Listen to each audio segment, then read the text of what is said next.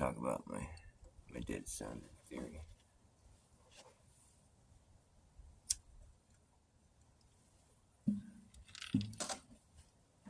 I'll wait for somebody to show up, though, because I don't want to tell my theory to nobody. Somebody's got to be here before I start talking about it.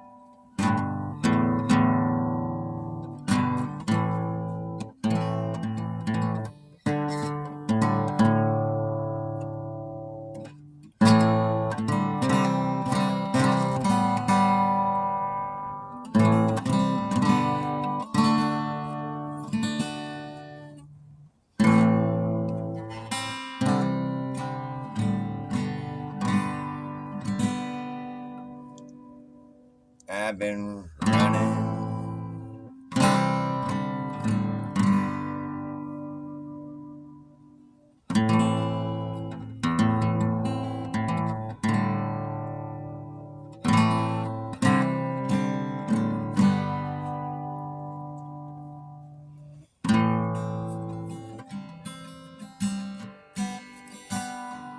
it's a long road we've been on.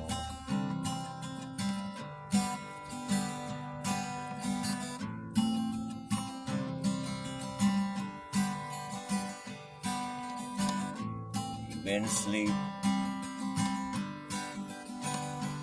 this whole time. You wanna sleep away your life.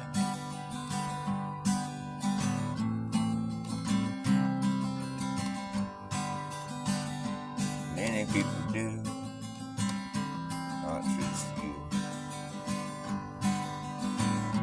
Hopefully you wake up in time while you're still living and be forgiven.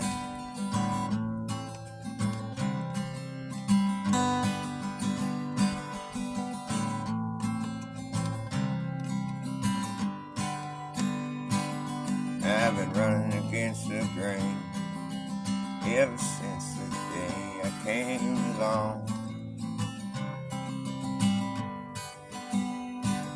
I've been running against the grain ever since the day I came along. That's the song I sing. Running against the grain ever since the day I came. I claim the grain is running the wrong way. But when you run against the grain, there's friction, and that friction starts to burn. And when it burns, you know what's gonna happen. That's when this whole place is going up in flames. The end of the game. The end of the game.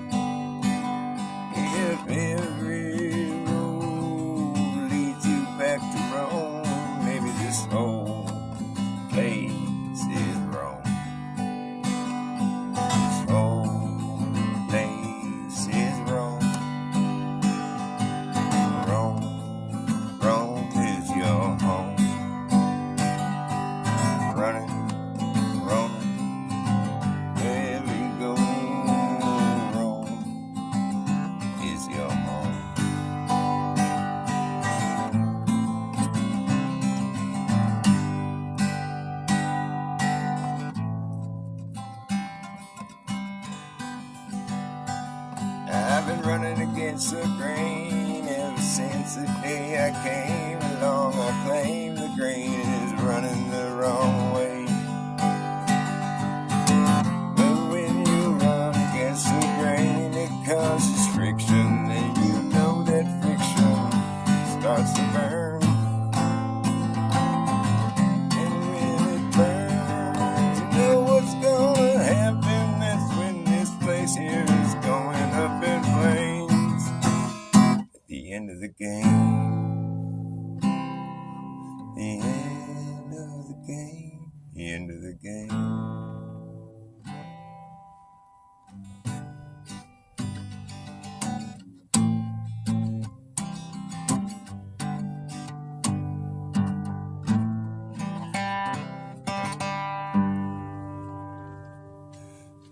The end of the game.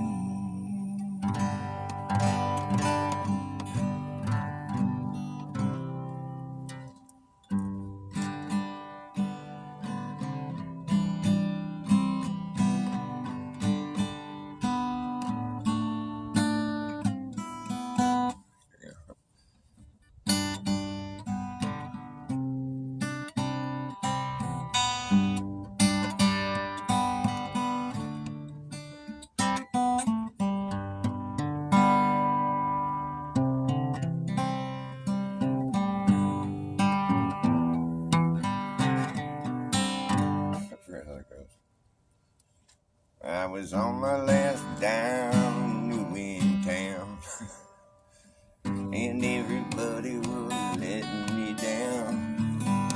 Been stumbling down the avenue, well, I ain't got nothing else to do, and I hardly remember the way it used to feel.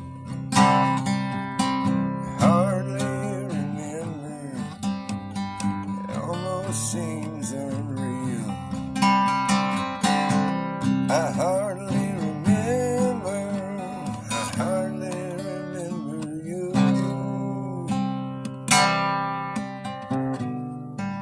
When I left home for the first time, I was looking for something to distract my mind. I wound up in a podunk town where I was lucky to keep both my feet on the ground, and I hardly remember the way it used to feel.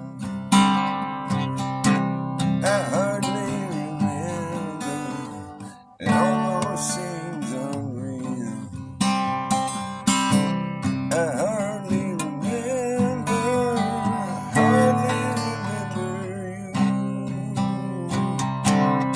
I hardly do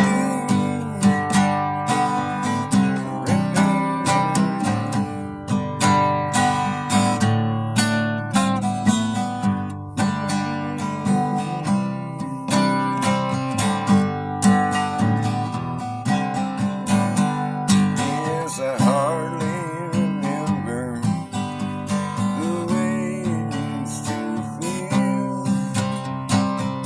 I hardly remember, and it almost seems unreal.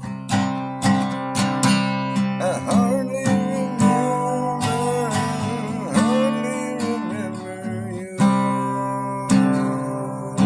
I hardly do. Hardly remember you.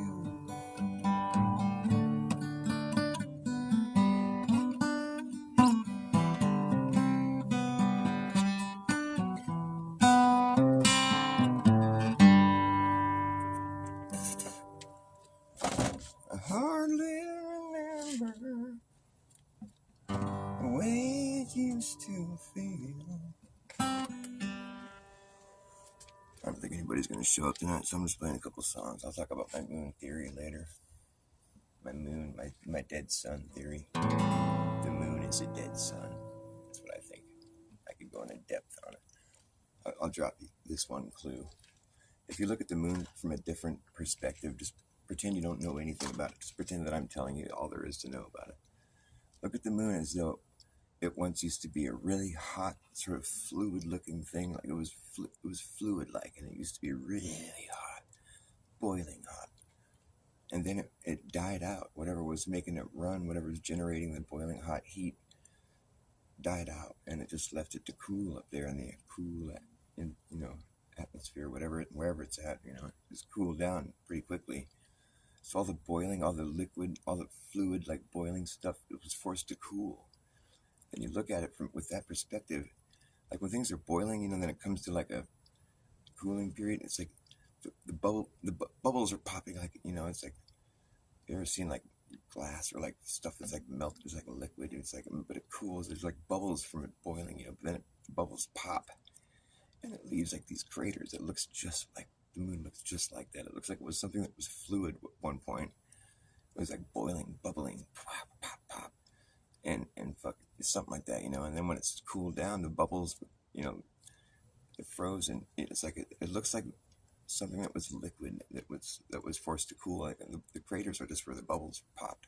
It totally looks like that. You just have to look at it from a different perspective. I've always maintained that those are not impacts. Those are outpacks. That's not from craters. We would see them. For one thing, we'd see a crater hitting it every once in a while if that was the case. And it doesn't make sense anyways if they're all like direct hits, Come on. Those are outpacks, not impacts. And the moon actually has a belly button. I think the sun is born from the middle of the earth. It shoots it up in the sky. And the sun has however many eons, it lasts for a long time, longer than any, just forever. It lasts fucking thousands of years, but when it finally burns out, it sputters out its last little blip of plasma or whatever, and fucking sputters out, and it goes dark, flickers, and then goes dark. The whole world just gets dark. Everything stops. The cycle of life comes to a quick end.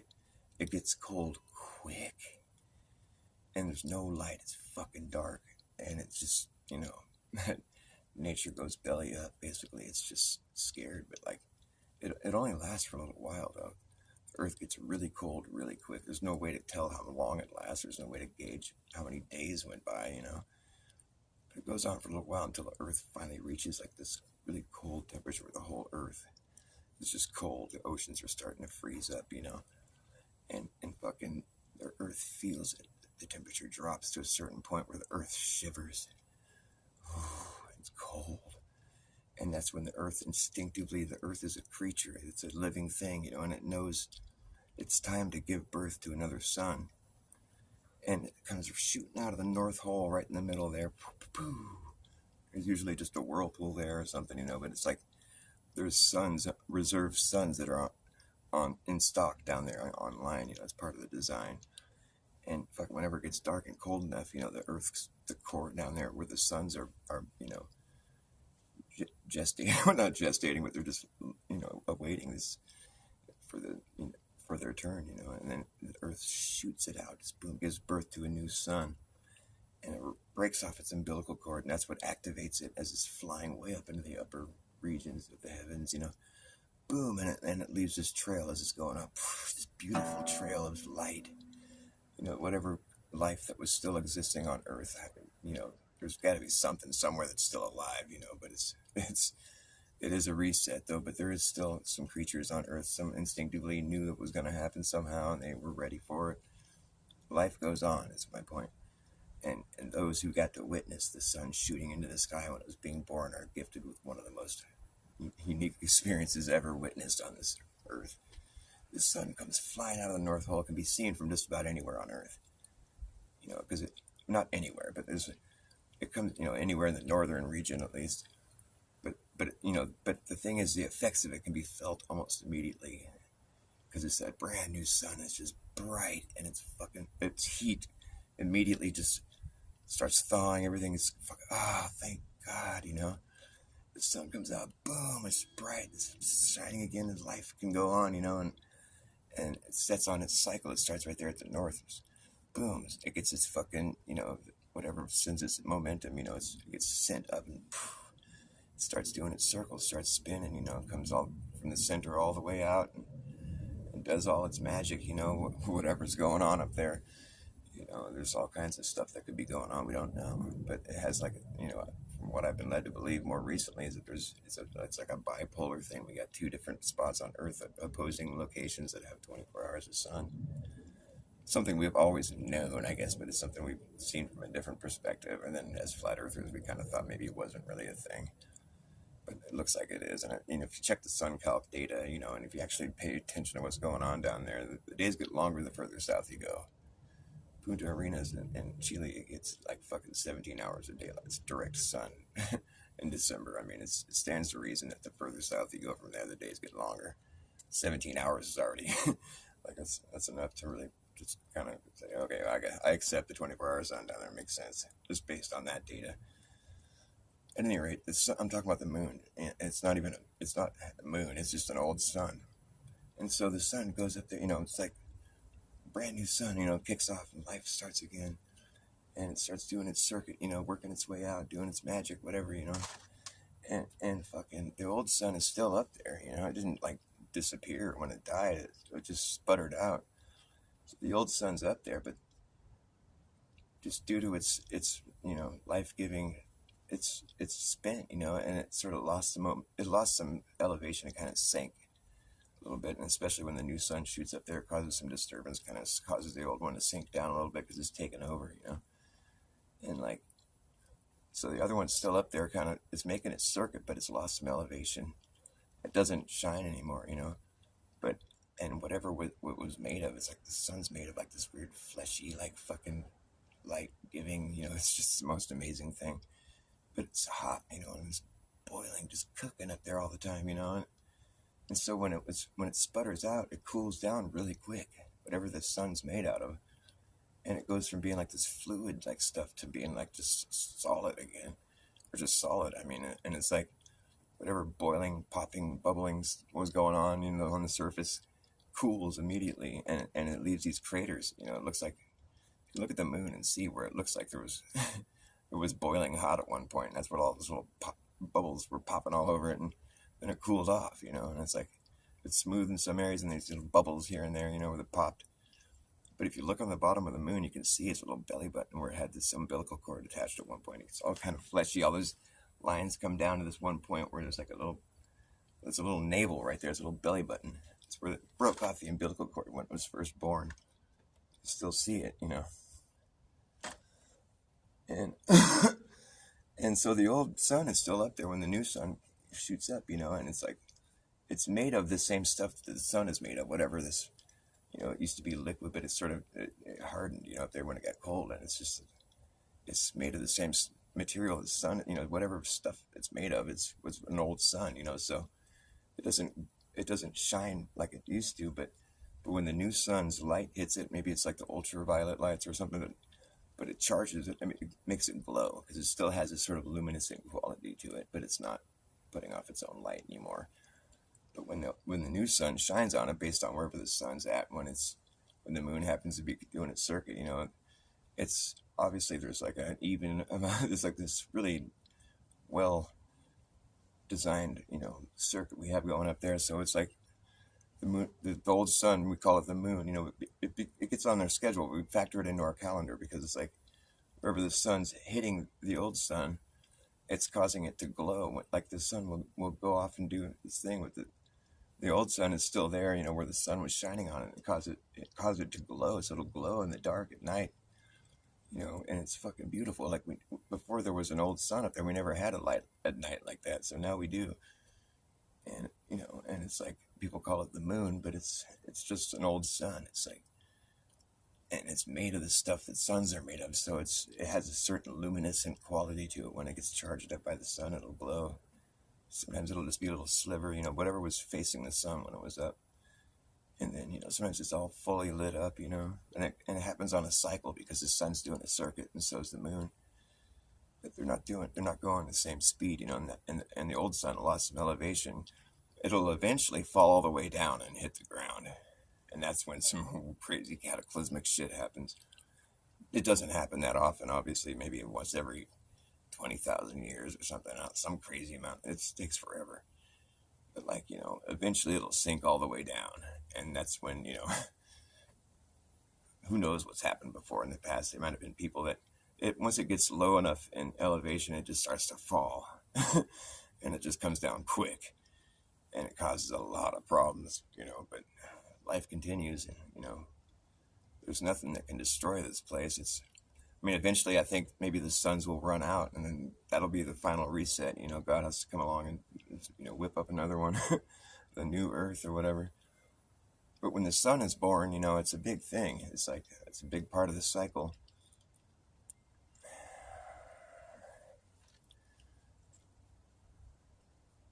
It's interesting. It's like the sun, and the moon has.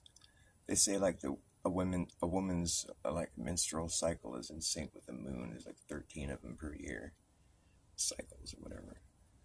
And there's weird like synchronicities with life. It's like the way things are the timing of things.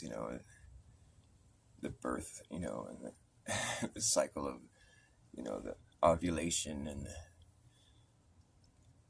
as above, so below. The smaller cycles fit into the bigger cycles. It's just this big, long chain of amazing life.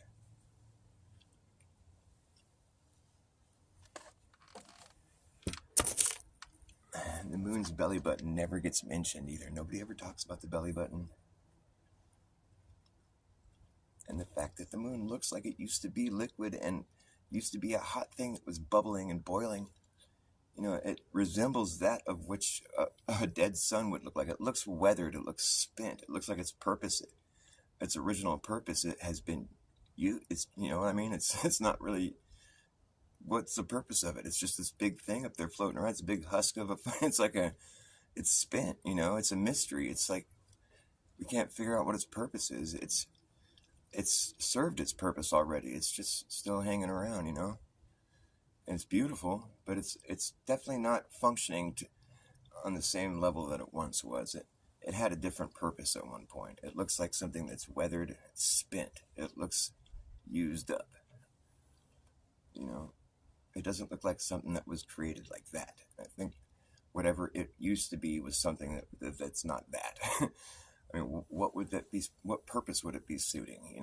It's just this thing that floats by. It doesn't make any sense. Nature always has purposes for things.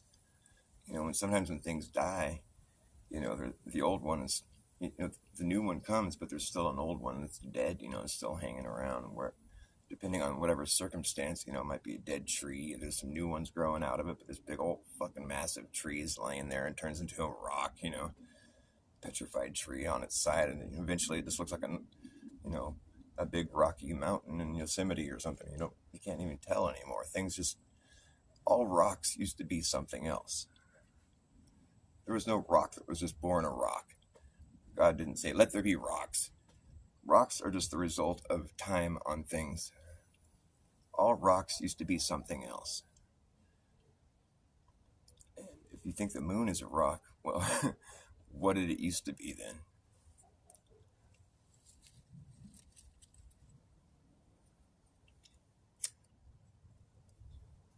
When the sun comes down here, an old sun, at moon comes down, it crashes into Earth. It causes a lot of damage, big old gouges. That's like some of the deepest oceans. Like, how do you think we got these huge gouges in our realm? How do those huge gouges, those big, deep, fucking thousands and thousands of feet deep? Well, how do you think that happened? And we have some amazing places. Like, maybe it doesn't fully break apart. Maybe it just skids into the ground and becomes part of the landscape. Like, turns into like a half dome type rock. It's like that used to be the sun. Now it's just half dome. I like thinking about rocks like that. It's like all rocks used to be something else. What was it? A lot of it was just dirt or sand, whatever. Biodegraded fucking leaves and whatnot. It's just compacted over years and years and years. It's life recycling. I remember one time I had this LSD trip. I was out in the redwoods here hiking around with some friends of mine during the day. We sat for a while and we were smoking pot, just zoning out. It was middle of the day. It was beautiful. I remember looking at the side of this hill where it was like, you could see the redwood trees growing, and there was kind of like the dirt washed out below them. You could see some of the roots, and you could see the layers of soil. It was like On top, you can see all the redwood leaves, they're on the very top of the soil. Below that, you can see how they're kind of broken down. It's a little darker, Below that, it's even darker, and then you can see how it just turns into dirt, It's like plain old dirt, And then below that, even, it gets more compacted, and you can see there's like some sandstone type looking stuff. And it's like, below that, even, it's like rocks, It's like the leaves, the tree's growing out of what it makes, It's like it turns into a rock eventually, Everything turns into a rock. It might not be like petrified, but you know what I mean. It's like you see like a petrified frog or something, But it's like a lot of the rocks are just biodegraded, whatever, and it just gets compacted and dirt, it just turns into a rock eventually because it gets smashed. And it's crazy when you think about how much weight must be pressing down underneath it. All the weight of all the earth, like, think how much weight, a mountain weighs, It's a lot of fucking weight, right? And it's just pushing down constantly, And the weight, it just compacts the further down you go. We're not talking like gravity. We're just talking about like weight.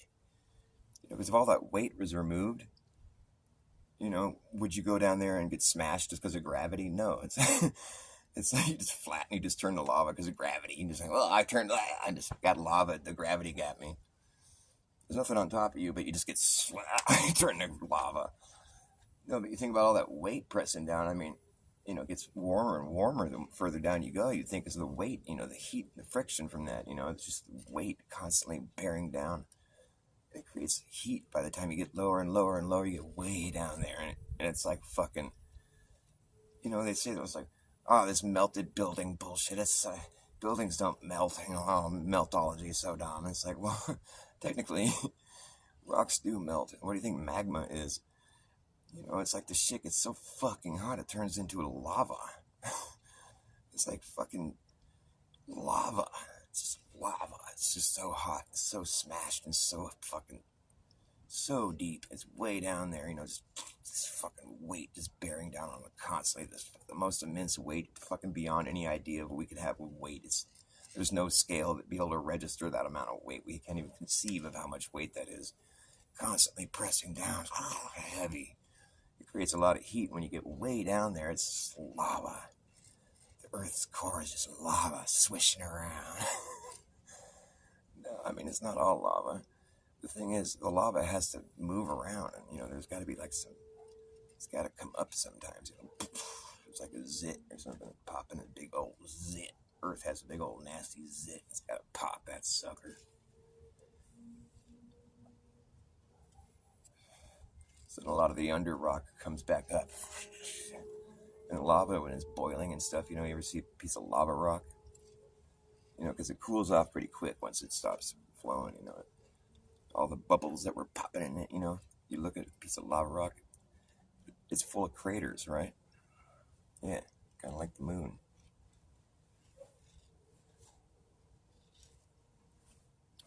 The moon is a dead sun.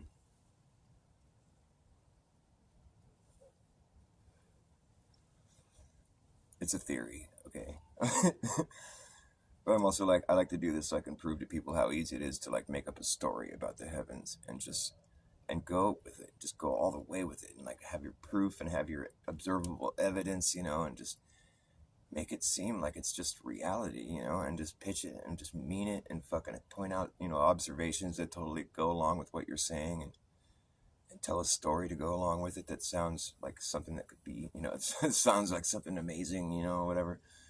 And like you just really mean it and deliver it with like, importance, or just, confidently deliver it like it's fact. And it's like the story, if people get it, if people receive that story at the, if all people are receiving the same story at the same age, and just having it, hammered into their head, and it's in the movies and shit, it's everywhere you look. It's like the story sticks, and it becomes reality. People will be like, yeah, that's our old son, and everybody would just think that's what it is. That's what they would say, it's like fucking, it might as well be. That's the story that we were taught. That's what it is. It's a proven fact. I mean, just look. It's science. You're a science denier. You don't think the moon needs to be a sun. probably closer to being the truth than the shit they tell us.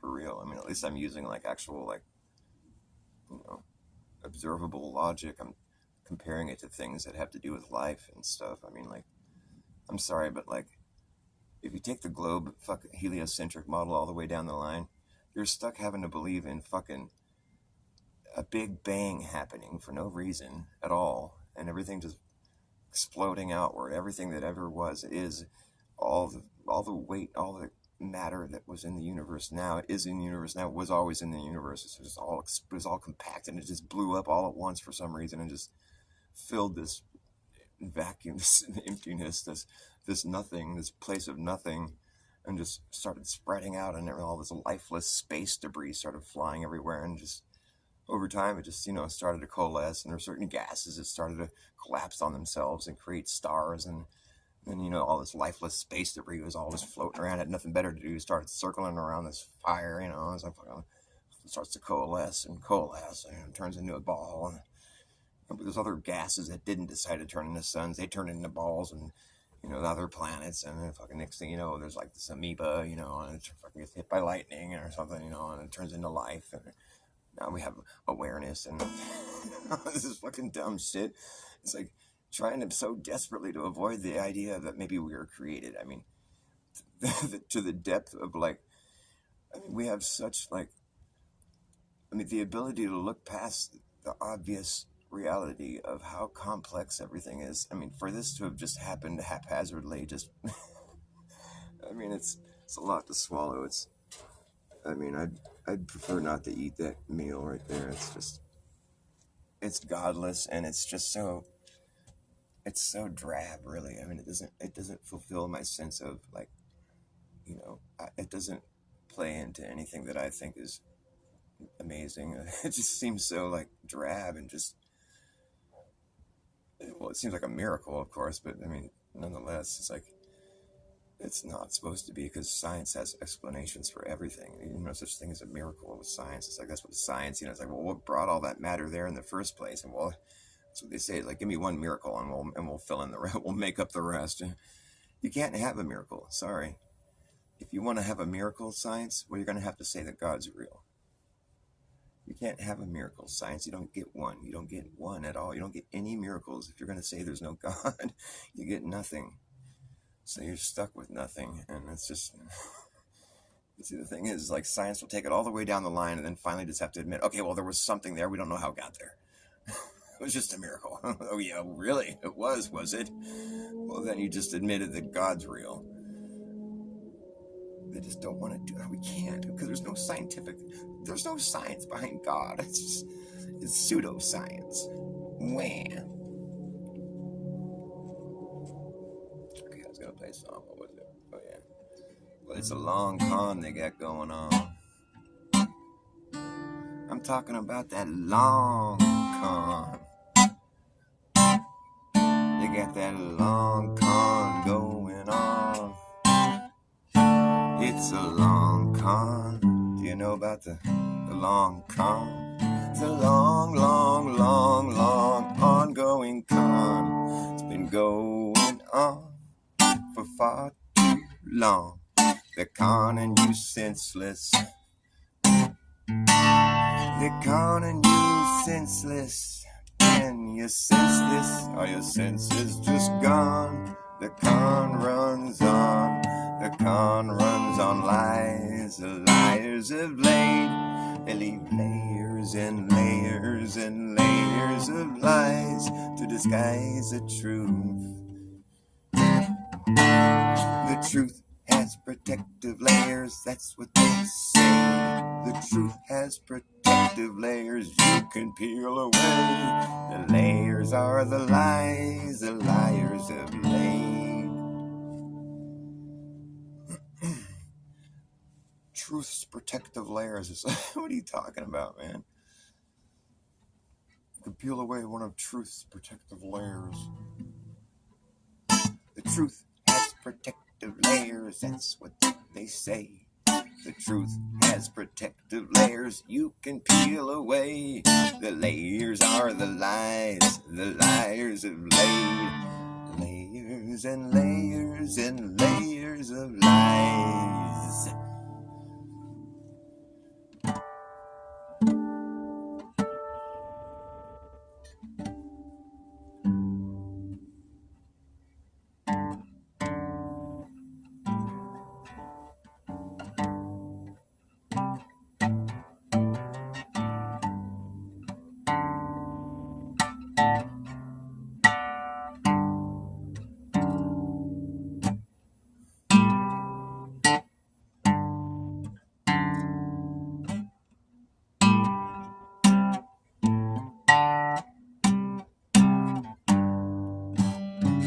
Oops.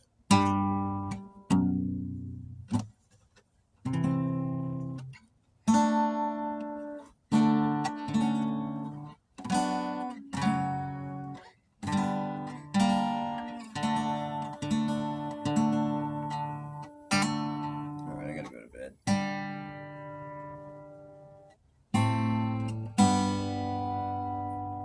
Gotta go to bed, but I'll play one more song. What is it gonna be? Let's see. Is there somebody in here? What's up? We got people in here. 16 Alpha V. When someone can explain how the 24-hour sun bullshit works on flat Earth, I will apologize and thank them. Until then, they can go suck Glober balls.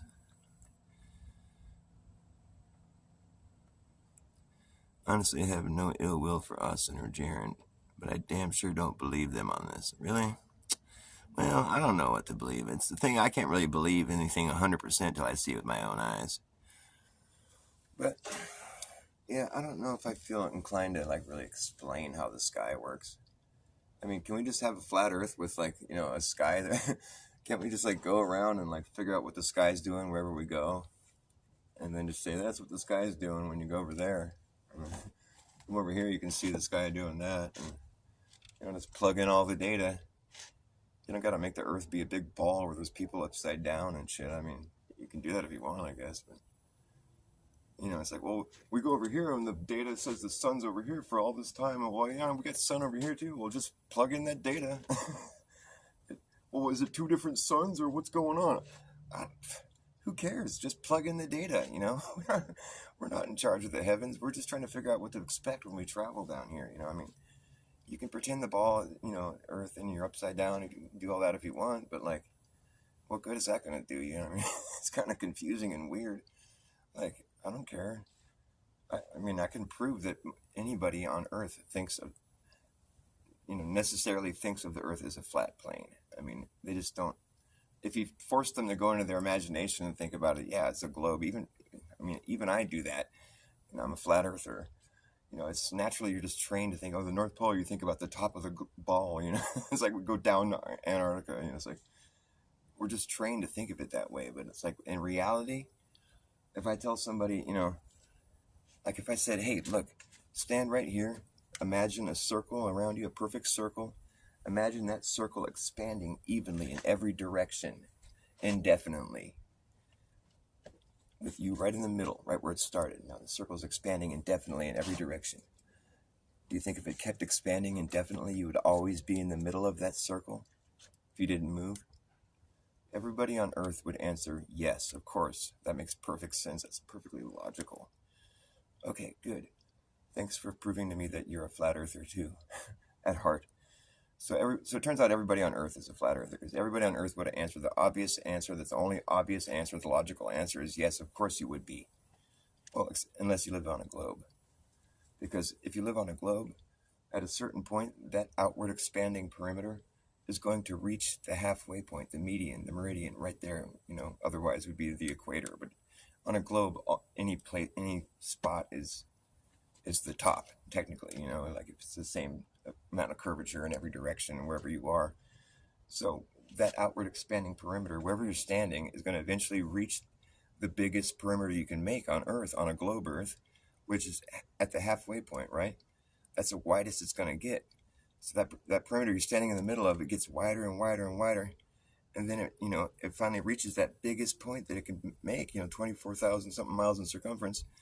And then it starts to shrink, okay? And then it starts to go back down. You know what I mean? It's that same perimeter that started up here. It got wider and wider, and then it got to the widest it could get. And now it's getting smaller, right? It's getting smaller and smaller, and it's closing in, right? It's closing in, and oh, you're not in the middle of it anymore. It's closing around something else. You're not in the middle of it anymore. Everybody on Earth thought they were going to be in the middle of it indefinitely. Yeah, because they were thinking about the Earth as if it was a flat plane, you know, because they're flat earthers. They just don't realize it.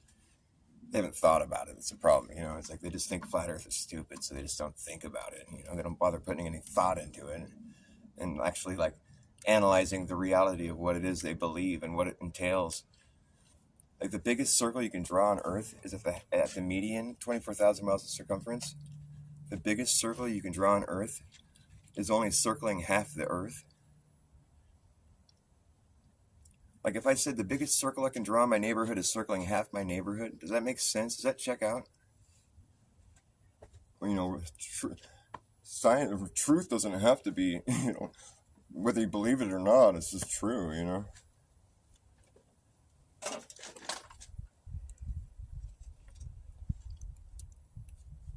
So yeah, that's my flat Earth model.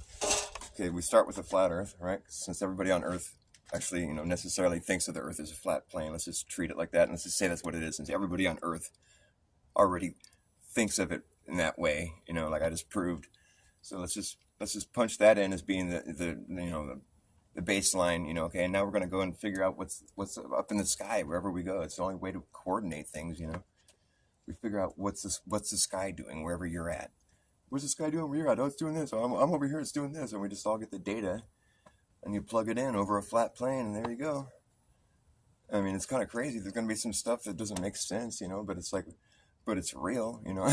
It'll make sense in the way that like whenever we go there, we'll see what we predicted. It's not really a prediction. It's just like observation. You know, it's like, well, we know it's going to do that when we go there, so plug that data in, you know. And it's like, you know, but there's only one sun. How come you're still it's all over? It's like, yeah, just plug in the data, you know. It doesn't matter if there's, you know, maybe it might seem like the sun's being seen in places that it shouldn't be or whatever, but it is being seen, and it's like that every year at the same time. So just plug in the data. It doesn't you don't have to like worry about the fact that it seems like it can't work, because it is working. Just, you know, because I mean, for me, I just like I have a hard time with the upside down people thing. It just seems kind of funny. Like I'd rather believe that the sky is doing things that are just hard to believe, you know, versus like upside down people. I think the sky doing things that's weird seems less silly than the upside down people thing. And like I said, I don't like the whole Big Bang, all that crap. You know, if you follow the globe logic all the way down the line, you get stuck in some godless vacuum. I'm not down with that. And I also don't think that people are smart enough to have everything figured out to that point. It just seems ridiculous. I mean, whatever. I'm not trying to sell us short or anything, but like, come on. Do you think if they really knew the truth about how this place works that they'd bother telling you? Why would they have secret societies? Like, what the fuck? Why would there be any need for a secret society if they already told you the truth about everything? What's the secret then?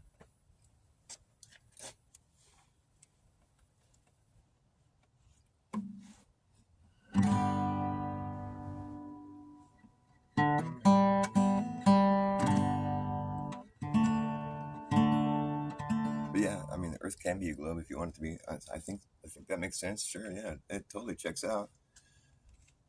Or does it? It totally checks out.